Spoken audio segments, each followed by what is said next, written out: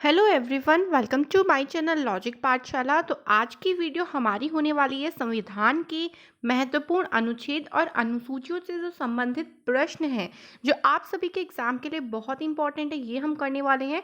इसका पहला पार्ट हमने कर लिया है जिसमें हमने महत्वपूर्ण अनुच्छेद और अनुसूचियों के बारे में जाना था और उसके बाद कुछ इंपॉर्टेंट क्वेश्चंस किए थे। तो आज इसका सेकेंड पार्ट है, करते हैं फिर से कुछ बहुत ही ज़्यादा इंपॉर्टेंट क्वेश्चंस। और ये जो क्वेश्चंस हैं ये बार बार ही एग्जाम में पूछे जाते हैं, इसलिए वीडियो पूरा देखना है अंत तक। एंड अगर आपको वीडियो पसंद आए, हेल्पफुल लगे, तो इसे लाइक ज़रूर करें, सभी के साथ शेयर करें एंड सब्सक्राइब करें मेरे चैनल को। तो स्टार्ट करते हैं। देखिए आज का फर्स्ट क्वेश्चन क्या है। फर्स्ट क्वेश्चन में हमसे पूछा है, निम्न में से कौन सा अनुच्छेद विशेष रूप से मुख्यमंत्री के कार्यों से संबंधित है। यानी किस अनुच्छेद में मुख्यमंत्री के कार्यों का वर्णन किया गया है। तो इस क्वेश्चन का आंसर है ऑप्शन नंबर सी, अनुच्छेद 167 में यानी 167 आर्टिकल में मुख्यमंत्री के कार्य दिए गए हैं कि भाई मुख्यमंत्री स्टेट का जो मुख्यमंत्री होता है, ठीक है, अभी कंफ्यूजन नहीं होना है प्रधानमंत्री और मुख्यमंत्री में। प्रधानमंत्री केंद्र में होते हैं और मुख्यमंत्री हर एक राज्य में बनाए जाते हैं, ठीक है। तो मुख्यमंत्री के जितने भी कार्य होते हैं कि उनको क्या क्या कार्य करने चाहिए, उन सभी का वर्णन 167 आर्टिकल में दिया गया है। सेकंड क्वेश्चन देखिए क्या है, भारतीय संविधान का अनुच्छेद 35A, ये बहुत ही इंपॉर्टेंट आर्टिकल है, मैं इसके बारे में थोड़ा सा बताऊंगी आपको कि 35A जो है वो निम्न में से किससे संबंधित है। तो देखिए जो 35A है ये जम्मू कश्मीर से संबंधित है, जम्मू कश्मीर के स्थायी नागरिकों से ये आर्टिकल संबंधित है। तो ये आर्टिकल है क्या, और इस पे काफ़ी ज़्यादा इस आर्टिकल पे विवाद भी रहा था। तो अब ये आर्टिकल हट गया है 35A। अब मैं इसकी थोड़ी सी स्टोरी आपको बताती हूँ। देखिए जम्मू कश्मीर को एक विशेष राज्य का दर्जा दिया गया था क्योंकि जम्मू कश्मीर को अपने भारत में मिलाने के लिए उनको अलग अधिकार दिए गए थे ताकि वो हमारे भारत में विलय हो सके। तो ये जो जम्मू कश्मीर का जो आर्टिकल इनको दिया गया था 35A, ये 14 मई 1954 से इसको लागू कर दिया गया था कि भाई आपको विशेष अधिकार दिए जाएंगे, जो बाकी सारी स्टेट पे लॉ लगते हैं, नियम लगते हैं, वो आपके स्टेट में नहीं लगेंगे, आपका अपना खुद के नियम होगा, ठीक है। तो जम्मू कश्मीर को अब ये आर्टिकल जम्मू कश्मीर का 35A जो है और 370 आर्टिकल, इन दोनों को समाप्त कर दिया गया है और ये समाप्त किया है 31 अक्टूबर 2019 को, इसको समाप्त कर दिया। अब बाकी सारी स्टेट पे जो लॉ लगते हैं वही सारे लॉ जो है वो जम्मू कश्मीर के लिए भी लागू हो जाएंगे। तो काफ़ी इंपॉर्टेंट आर्टिकल है, इसको आपको याद रखना है। थर्ड क्वेश्चन देखिए क्या है, भारत के संविधान के अनुच्छेद 75(1) के अनुसार प्रधानमंत्री होंगे। भाई 75(1) जो आर्टिकल है उसके अनुसार प्रधानमंत्री नियुक्त होंगे, मनोनीत होंगे, चयनित होंगे या निर्वाचित होंगे। बहुत ही इंपॉर्टेंट क्वेश्चन है। तो देखिए प्रधानमंत्री जो है वो नियुक्त होते हैं, ऑप्शन नंबर ए इसका राइट आंसर है। प्रधानमंत्री की नियुक्ति होती है, किसके द्वारा होती है, राष्ट्रपति के द्वारा होती है। राष्ट्रपति लोकसभा में जो बहुमत दल का नेता होता है, मतलब जिसको सबसे ज़्यादा वोट्स की पार्टी के में वोटिंग सबसे ज़्यादा होगी, जैसे इस टाइम बीजेपी के नेता हैं नरेंद्र मोदी, प्रधानमंत्रियों के बीजेपी राष्ट्र लोकसभा में बीजेपी की जो वोटिंग है वो सबसे ज़्यादा है, बहुमत दल जो है वो बीजेपी है। तो बहुमत दल का जो नेता होता है उसी को ही राष्ट्रपति द्वारा प्रधानमंत्री नियुक्त किया जाता है। अब प्रधानमंत्री को जो शपथ दिलाते हैं वो राष्ट्रपति ही दिलाते हैं। प्रधानमंत्री त्यागपत्र भी अपना राष्ट्रपति को ही देते हैं। और न्यूनतम आयु चाहिए 25 वर्ष न्यूनतम आयु होनी चाहिए प्रधानमंत्री के लिए, और अधिकतम आयु की कोई सीमा नहीं है। भारत पे अधिकतम आयु की सीमा है ही नहीं, सिर्फ न्यूनतम आयु की सीमा है। तो आपको ये ध्यान रखना है, प्रधानमंत्री नियुक्त किए जाते हैं। बहुत ही इंपॉर्टेंट क्वेश्चन है। फोर्थ क्वेश्चन देखिए क्या है, भारत के संविधान की किस अनुसूची के तहत राज्य में राज्यपाल द्वारा मंत्री को पद एवं गोपनीयता की शपथ दिलाई जाती है। यानी जो शपथ दिलाई जाती है उसका वर्णन कौन सी अनुसूची में दिया गया है। तो देखिए इस क्वेश्चन का आंसर है तीसरी अनुसूची। ऑप्शन नंबर सी इसका राइट आंसर है। मैंने आपको सारी अनुसूची का वर्णन इससे फर्स्ट पार्ट पे पढ़ा दिया है। अगर आपने वो वीडियो नहीं देखी हो तो प्लीज़ आप डिस्क्रिप्शन बॉक्स में जाएं, वो वीडियो को चेक करें, बहुत ही इंपॉर्टेंट वीडियो है। तो इस क्वेश्चन का आंसर है तीसरी अनुसूची। आगे बढ़ते हैं, क्वेश्चन लगते हैं 5 में। देखिए जिस क्वेश्चन को एक्सप्लेन करना होता है मैं उसको आपको एक्सप्लेन कर रही हूँ, तो इसलिए आप क्वेश्चन ध्यान से सुने। 5th क्वेश्चन देखिए क्या है, भारतीय संविधान के किस भाग में नागरिकता संबंधी प्रावधान दिए गए हैं।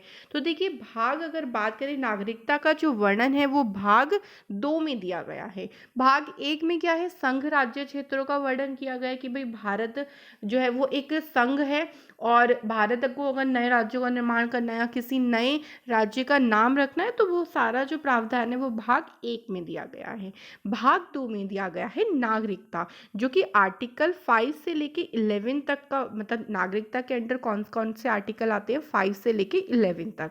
जो सिटीजनशिप है कि भाई आप इंडिया के नागरिक हो, इंडिया के नागरिक कहलाए जाओगे, तो इसकी कुछ कंडीशंस हैं वो सब जो दी गई हैं वो भाग 2 में दी गई हैं। 6 क्वेश्चन देखिए क्या है, भारत के संविधान के निम्नलिखित कौन से अनुच्छेद में उपबंध है कि 14 वर्ष से कम किसी बालक को किसी कारखानों या खान में काम करने के लिए नियोजित नहीं किया जाएगा।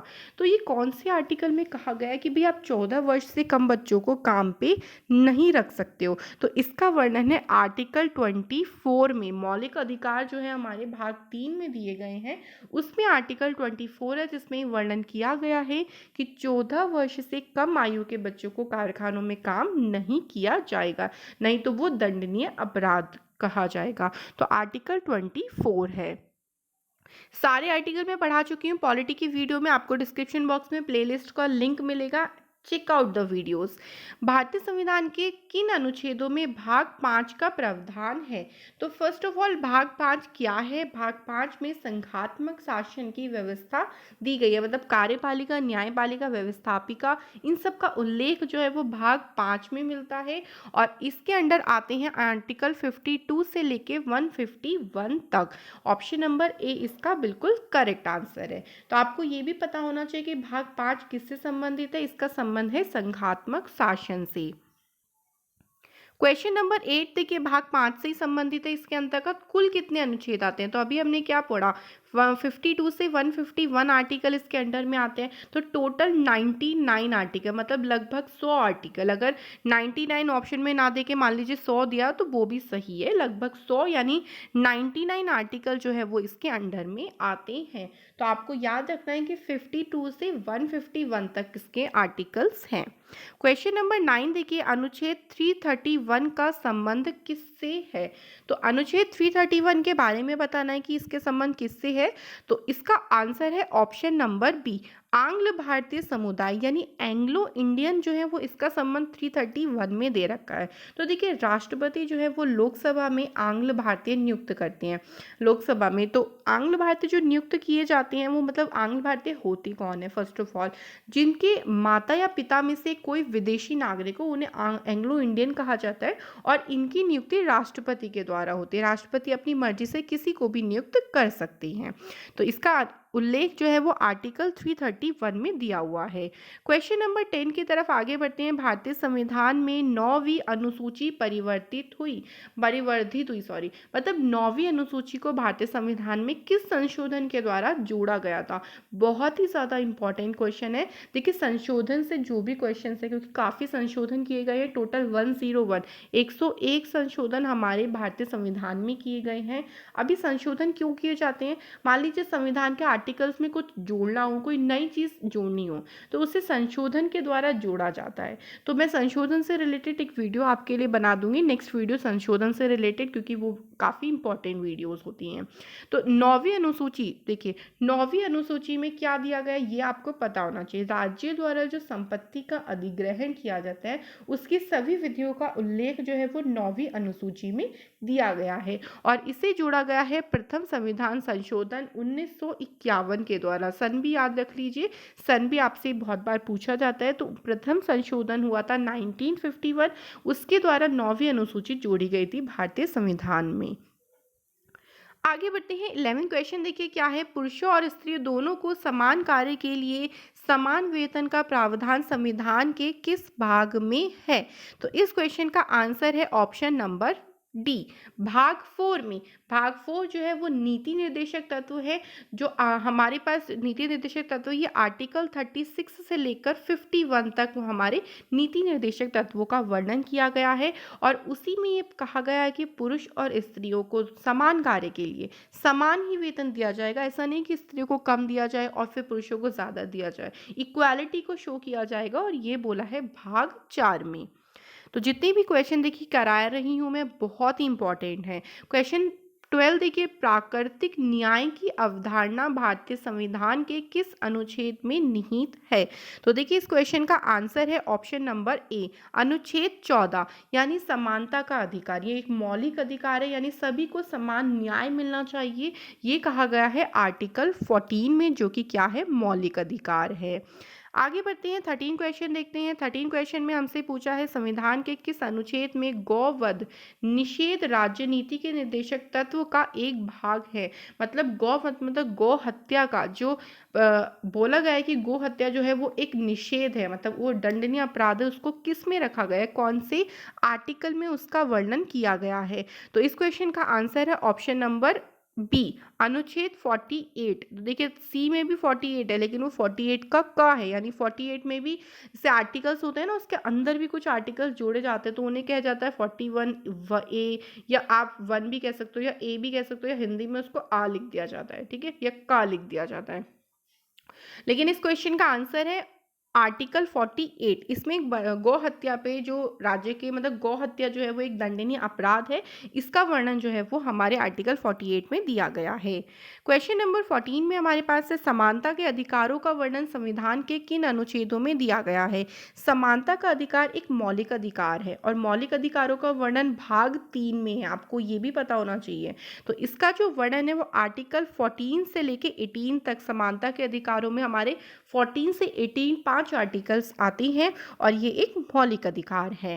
क्वेश्चन नंबर 15 की तरफ चलते हैं। देखिए एक बात और मैं बताऊं, अगर मौलिक अधिकारों का हनन होता है, यानी मौलिक अधिकारों का पालन नहीं किया जाता, तो आप न्याय कोर्ट यानी हाई कोर्ट, सुप्रीम कोर्ट में उसकी अपील जो है वो कर सकती हैं। तो 15 क्वेश्चन में है, भारतीय संविधान का कौन सा भाग राष्ट्रपति और उपराष्ट्रपति से संबंध रखता है? तो 15th क्वेश्चन का आंसर है ऑप्शन नंबर ए, भाग 5, यानी क्योंकि अभी मैंने आपको बताया था कि भाग 5 में संघात्मक शासन व्यवस्था है, यानी कार्यपालिका, व्यवस्थापिका, न्यायपालिका। तो कार्यपालिका, व्यवस्थापिका, न्यायपालिका में सब कुछ आ जाता है, संसद आ जाएगा, जो राष्ट्रपति आ जाएंगे, नियंत्रक महालेखा परीक्षक आ जाएंगे, मतलब जो कार्यपालिका, व्यवस्थापिका, न्यायपालिका से संबंधित है, यानी संघ की चीज़ें सारी भाग 5 में है। और भाग 5 आर्टिकल 52 से लेके 151 तक इसका वर्णन किया गया है। तो इम्पॉर्टेंट चीज़ है, याद रखनी है। क्वेश्चन नंबर 16 देखिए क्या है, भारतीय संविधान का कौन सा अनुच्छेद जम्मू कश्मीर को भारत के दूसरे राज्यों से अलग करता है? तो अभी मैंने बताया था, एक तो 35A था जो जम्मू कश्मीर के नागरिकों के लिए था, जो स्थायी निवासी थे उनके लिए प्रावधान उसमें दिया गया था, और एक आर्टिकल 370 था। इन दोनों के चक्कर में जम्मू कश्मीर को एक अलग ही राज्य का दर्जा दिया गया था, लेकिन इन आर्टिकल्स को अब हटा दिया गया है, ठीक है। तो आपको ध्यान रखना, अभी आर्टिकल्स जो हैं वो हट गए हैं। क्वेश्चन बढ़ते हैं 17 की तरफ, मौलिक अधिकारों का वर्णन संविधान के किस अनुच्छेद में, मौलिक कर्तव्य, मौलिक अधिकार अलग है, मौलिक कर्तव्य अलग हैं।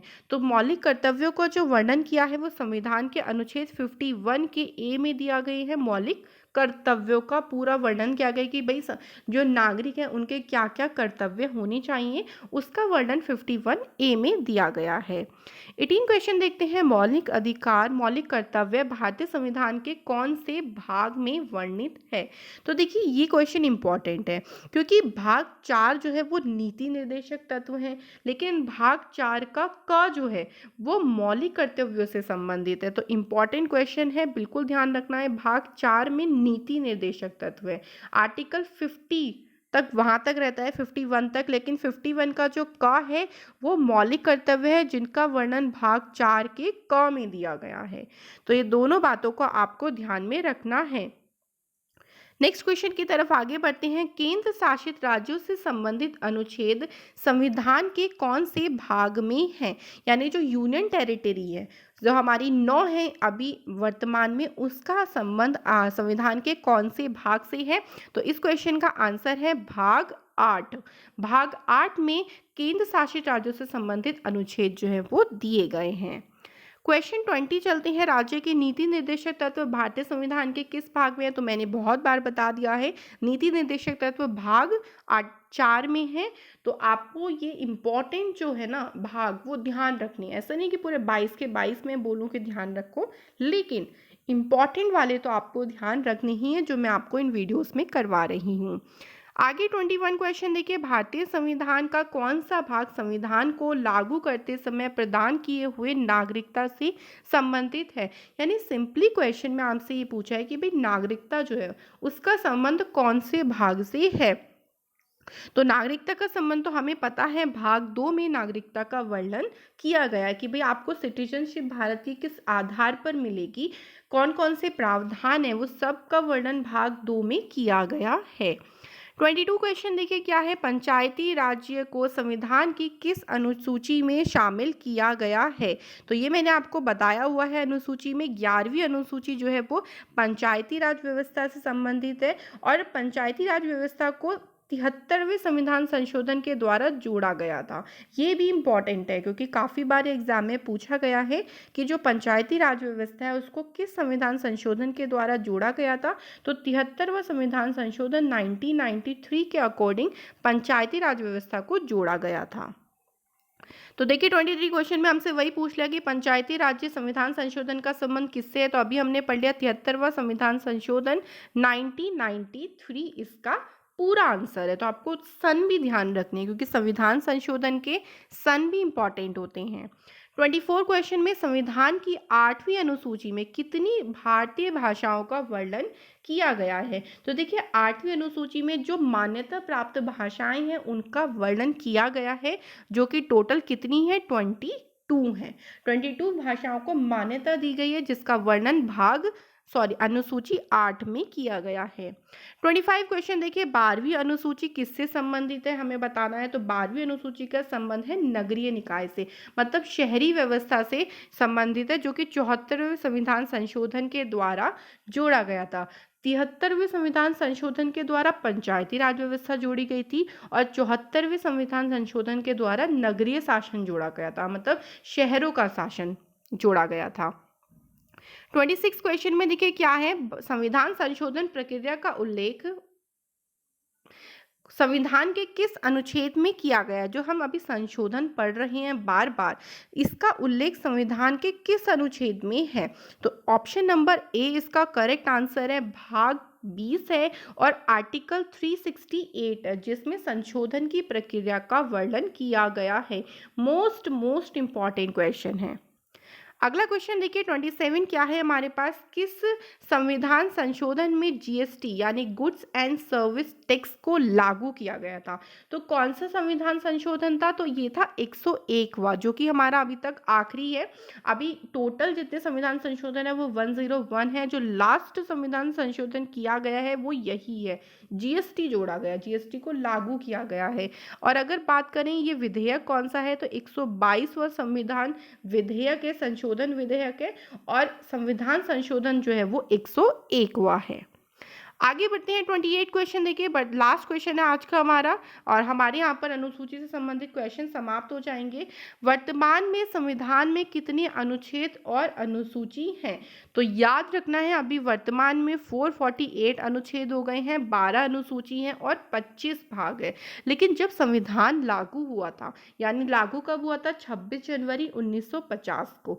तब उस टाइम पे अनुच्छेद जो थे वो 395 थे, 8 अनुसूची थी और 22 भाग थे।